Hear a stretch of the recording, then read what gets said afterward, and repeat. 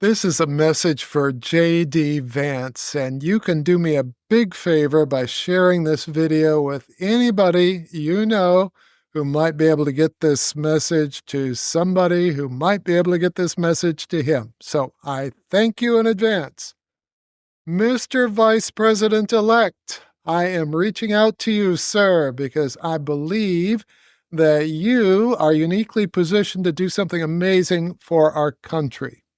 Let me explain what I mean. You and I, and anybody who's paying attention, are all very concerned about the criminalization of political dissent, the censorship of free speech, and the attempts of a powerful few to control our thoughts and to frighten good people with policies like sending people to jail who spread, quote, misinformation. Okay. Our current political process looks like this. We have an election, and the day after the election, our country looks like this. Half the people are winners, and half the people are losers. We've divided the country into winners and losers, and that's a problem. Here's why. The losers don't go away. They just seethe with resentment and plot their revenge.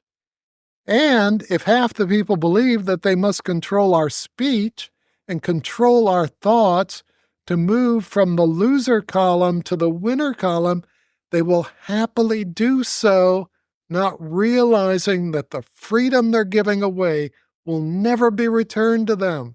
And that makes all of us losers. You can't sink half the ship. But this is what we have now. This is how our political process works. And here's what we want instead post-election. We want good ideas to win, bad ideas to lose. We want good policies to win and bad policies to lose. But we want all the people to be winners. As much as possible, we want all Americans on the same team. We want all to win. So how do you do that? And I think you, Mr. Vice President-elect, are in the best position to do that because you can position yourself, you can position the office of the Vice President of the United States as the guardian of free speech. And here's one way you can do that. Every couple of weeks, you host a national roundtable. And here's how it works. You pick a topic, energy, Israel, healthcare, whatever, and you invite in 4 to 6 people, articulate people with measurably different perspectives from all across the spectrum, and is not weighted in anybody's favor. Round 1, each person has a set amount of time to express their position, 2-3 minutes.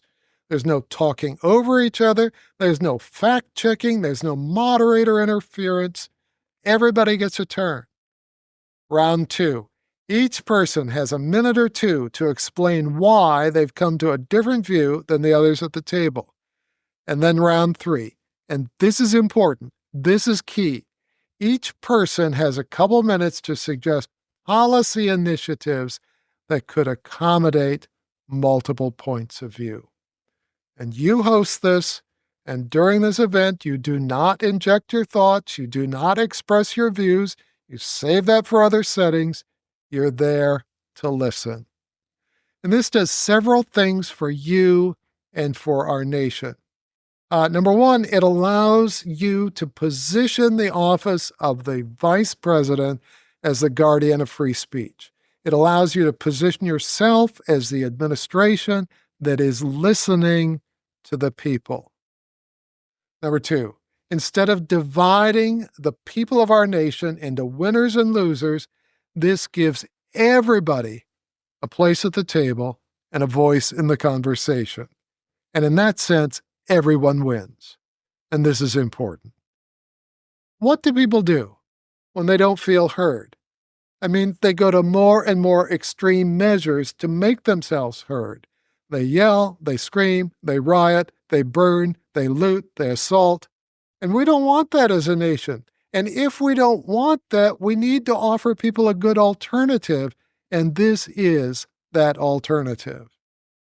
I believe good ideas always win in a fair fight. They always rise to the top, and that's why people try so hard to suppress them. We need to let people, not governments, not algorithms, not platforms, but people, weed out bad ideas for themselves. And I think that's what the Founding Fathers had in mind when they drafted the First Amendment. Next, this pulls us out of our echo chambers. And this is important because echo chambers tend to demonize friends and family who disagree.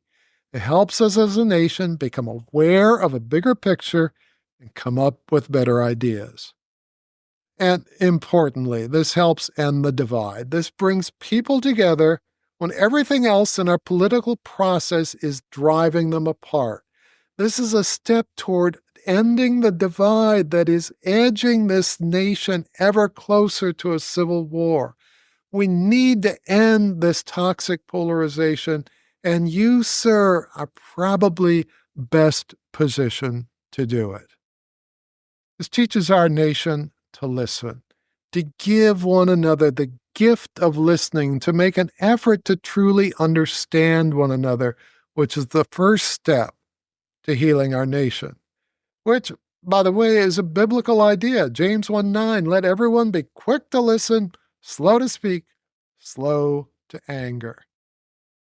And this helps stop the criminalization of political dissent by showing the value of dissent, showing how people who disagree with us help us refine and rethink our own ideas. They help us to grow. They help us to come to a better place. It's not that we agree with them. It's just they help us to rethink and come up with stronger ideas. And finally, this helps us to find creative, outside-the-box, bipartisan solutions to problems that we would not otherwise solve. I mean, this is such a huge win for our country in so many different ways. And speaking of outside-the-box solutions, I know that you, Mr. Vice President, more than most people, understand the damage that poverty has done to our country. And I can help you fix that. And no, it's not socialism. It's not workfare. It's not anything any political party is trying to do. It's compassionate, it's respectful, and it doesn't cost our country a dime. And people think I'm crazy until they watch my video. I decided not to hate you. I'll link to it in the description. Thanks for listening, Mr. Vice President, and thanks to everyone else for listening and sharing this video. I'm Dwight Clow. Much love from my home to yours. Have a fantastic week.